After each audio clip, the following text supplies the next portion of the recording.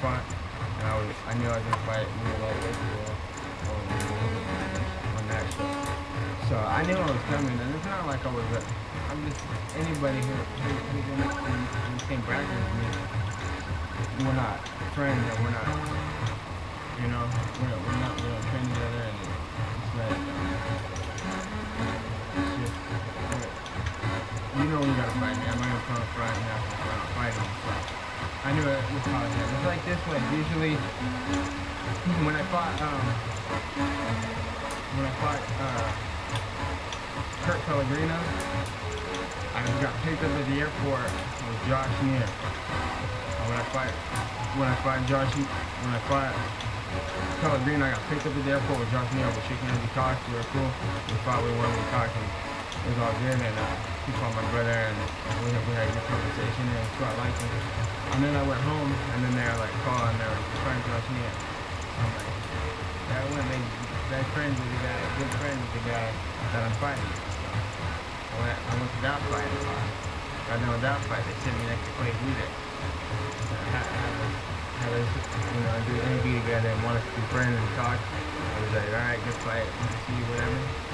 And I go home, they call, you're fighting Clay Guida. And then I go fight Clay Guida. I sit in the room with Joe Stevenson, who I'd already fought with in the past. And then I do whatever, and say whatever, good fight. Go home, you're fighting Joe Stevenson, and carry it on to Melvin Gillard. And so I'm like, I'm making a mistake every time, and it's not like I'm not trying to bully nobody. Like I said, it's all good. I can respect anybody who fights in the UFC. It's a tough sport. Everybody's got to work hard to train hard. They're athletes. I'm an athlete, and I think it's great what they're doing. But I gotta fight, so you go your way, and I'll go mine. I got friends, I got my team, and I'm not gonna come in front. But I'm not trying to pull that much.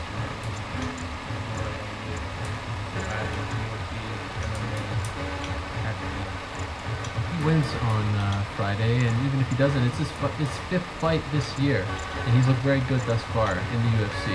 And even if you go back to what he did in December of last year against Chris Wardesky, it's almost 6 fights in the span of 365 days. Have you been impressed with him, with what he's done this year? I think I've done stuff like that. I fought before I got in the UFC. I was fighting 5 times a year, and then I fight anywhere from 3 to 5 times a year. So it's nothing I haven't done or my partners haven't done. So if I come out of a fight unsteered, I'm ready to fight the next day too. So, but whatever, yeah, he's on a roll. He's on a win streak, and I lost to 2 guys who were Don Kim, who was supposed to be the title if he beat Condit. Title fight, and Roy McDonald, who was underrated, who I knew was tough, and no one else knew who he was. And both of the guys, I didn't think they did anything. They just were maybe bigger than me. And that wasn't even the fact. It was just I wanted about the fight to go long. I should have done a little different thing. But I don't know. I've had some tough fights, and I'm just working hard to do what I gotta do. I get a rematch with some of those guys one day. And but yeah, take nothing away from him. He's on a roll right now, so that's good for him. Both of those fights were at 170. Again, at 155 against Gomi, you looked fantastic. Prior to going up to 170, you looked fantastic. Even at the beginning of your run at 170, you looked fantastic. Does a part of you regret going up to 170 only because you probably will be closer to a title shot at 155 had you not moved up? Yeah, well, the guys at 55 that were the guys at 55 that I lost to little swing decisions were at the top of the division. So, and I went up to 70, and I was trying to come back to 55 before I got those 2 losses. And they're like, we want you at 70, and everybody was like, yeah, stay at 70. So, and then at this time they were offering me fights. Don Kim already, and I was like, all right, well, I'll fight whoever, so let's do it. But I'm going back to 55, and I want to get back in there. Bray Maynard's fighting for a title. Clay Guida and Melvin Gillard, they're both at the top of the division. I fought them, and I thought I beat Melvin, and I thought I beat the other 2, Bray and Clay. They both just recently lost, but they're with the top of the division. So I'm like, man, I'm in that same category. I should be back down there handling business instead of fighting Don Kim and Roy McDonald are very tough guys, but everybody knows Blake Leader and Melvin Gillard compared to Dylan King. You know, so it's kind of lose-lose for me. I had nothing. I mean, I did have something to win, but like no one knows those guys. They were kind of more known off of beating me, I think, than if I could just fight the top guys in lightweight. So, but I was never planning on going and sticking around at 170. I said I'll fight at 70, 85, whatever, for a couple fights to come and keep getting robbed for decisions. But I'll do whatever. I kind of want to stick around 55 for a while, and even if I don't get close to getting that belt, I'm beating everybody right now. I'm only getting better. You know, I got nothing but improvement. You know, there's people in my gym helping all the time, and everybody's getting better together. And a lot of these guys who are like top guys that seem the same, are not training at camp that got as much to offer that I do. Last question before I let you go, and we appreciate the time. When people think about this fight, I think they're so excited about it because you both are great strikers and you're both great at jiu-jitsu, but you're both very different in both those martial arts, so to speak. He's probably, you know, more of a technical striker in the sense that he comes from the kickboxing background. You have the boxing style, so to speak, and the jiu-jitsu maybe a little more similar. When you look at his striking and jiu-jitsu in particular, how do you compare yourself to him, and where do you see yourself being better than him? I think he's technical, and he's got some good things that he does. But I train with guys that do the same thing, you know, and it's nothing I haven't seen before. But we're gonna have to find out what happens on Friday night. And that's gonna go down. Final question. Obviously, I had a long chat with your brother just a couple of months ago prior to his fight against BJ Penn. He talked about sort of his love of the sport, or maybe lack thereof, how he doesn't really enjoy doing this as much as he once did. Do you share the same feelings, how you don't really like fighting, but you like the training and whatnot, but you don't actually like the sort of art of fighting when it comes down to it? I love fighting. I love the martial art. I love martial arts in general. You know what I'm saying? I grew up on you know, Van Damme, Bruce Lee movies, and I was a taekwondo dude. Me and my brother did karate, and I love everything about fighting. I think it's great. I can't get enough of it. I sit at home all night till 5 in the morning sometimes working on martial arts. I'm not watching at home all night, you know, UFC wrestling matches. I do half the night, but it usually turned into watching, you know, more historical martial arts stuff. But sometimes I think what he's trying to say too is the way the sport is, the way it goes, you know, it doesn't favor the better fighters. I like good fighters, and I can appreciate really good fighters. You know what I'm saying? That's the best card I could have imagined really was Shogun and Henderson and Granole. Granole was just like a step back in the time when we were the big, you know. So it was just like two guys going in there. I remember watching Henderson and Ninja go fight, and that was like one of my favorite fights because those were my favorite fighters at the time. So I could appreciate really good fighters, but I can appreciate the wrestlers too and the way stuff goes. But I don't like how it favors it, and I don't like how you're gonna have, you know, all the champions be collegiate wrestlers just because it's better. I mean, that's just the ultimate fighting championship, you know, the ultimate wrestling championship. You know? So whenever you got a guy in there fighting and trying to damage his opponent, and just do good technical, good stuff, that's art compared to athleticism.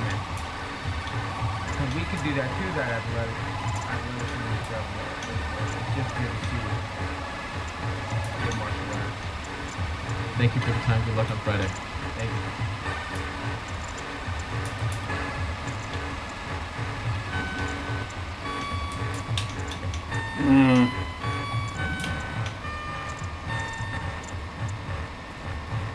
Not sure I understood what happened there.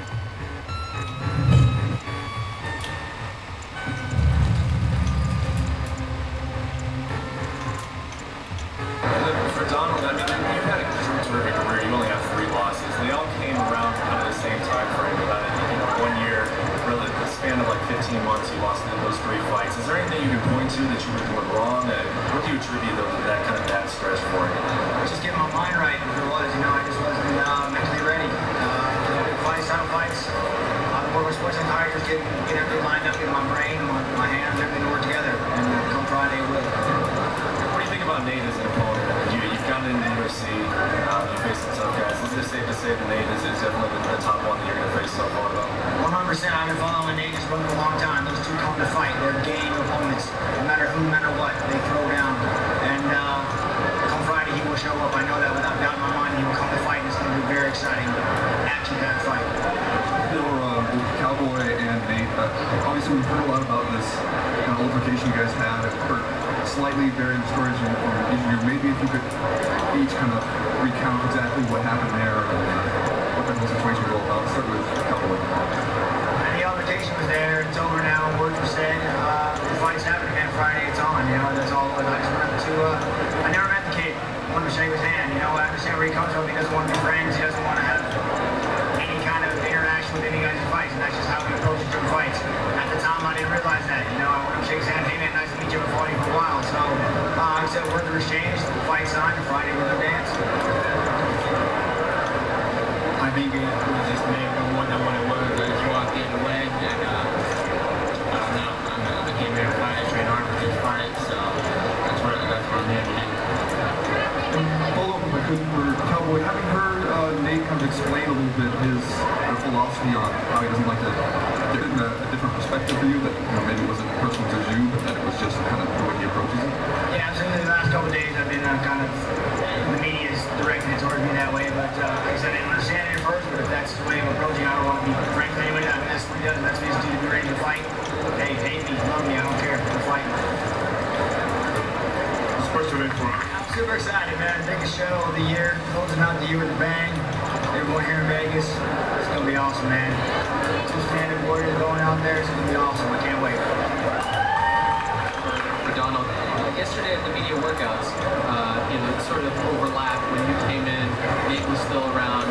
Nate was really happy about that and left. I was wondering if you did that on purpose. Did you try to expedite things to sort of work out in front of him? Was that sort of gamesmanship on your part, or was that just a coincidence? No, it's just a coincidence. Brock was coming right in behind me. I was in the back, and they're like, hey, we got to bring you out. Do you mind going out there and working out wide? He's out there doing it. I was like, no, so it just happened to work out like that. I wasn't planning by any means, but shit.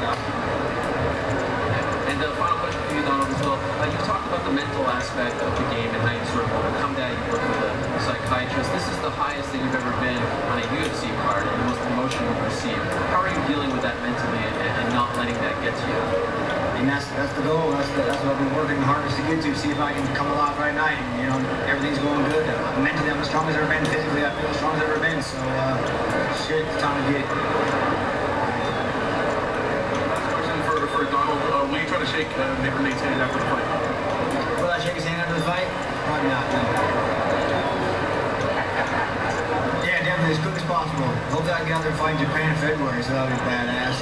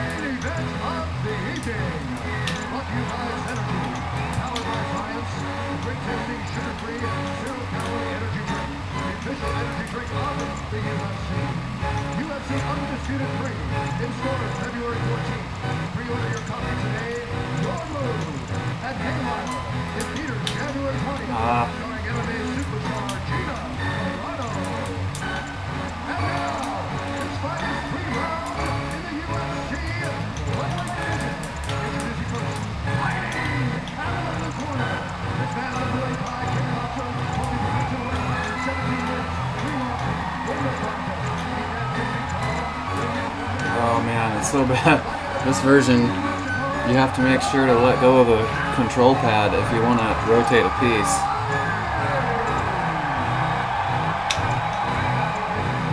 Which makes it very difficult when the stack gets up there pretty high.